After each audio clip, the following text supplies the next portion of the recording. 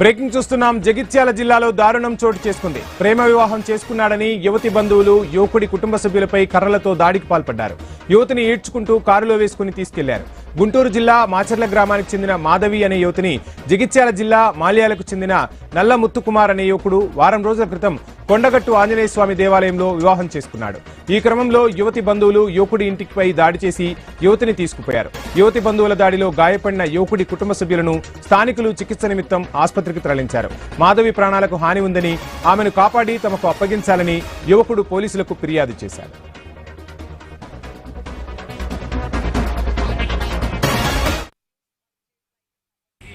16వ తారీఖు రోజు మేము లవ్ మ్యారేజ్ చేసుకున్నాం. గుళ్ళు వాళ్ళ ఇంట్లో వాళ్ళు వచ్చి నన్ను మా నాన్నని మా అమ్మని కొట్టి ఆ అమ్మాయిని కూడా కొట్టి బలవంతంగా తీసుకెళ్ళి కార్లో పడేశారు.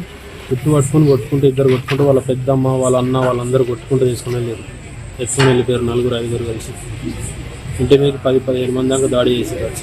అటు వాళ్ళ ఇంట్లో వచ్చి మమ్మల్ని సంపత్కారు నవ్వుతా అని చెప్పేసి బెదిరించి ఆ అమ్మాయిని పట్టుకుని వెళ్ళిపోయారు. అమ్మాయిని 4 వచ్చి వాళ్ళు ఇద్దరు చేతులు పట్టుకొని వాళ్ళ పెద్దమ్మ కొట్టుకుంటూ కార్లో తీసుకొని వెళ్ళిపోయారు.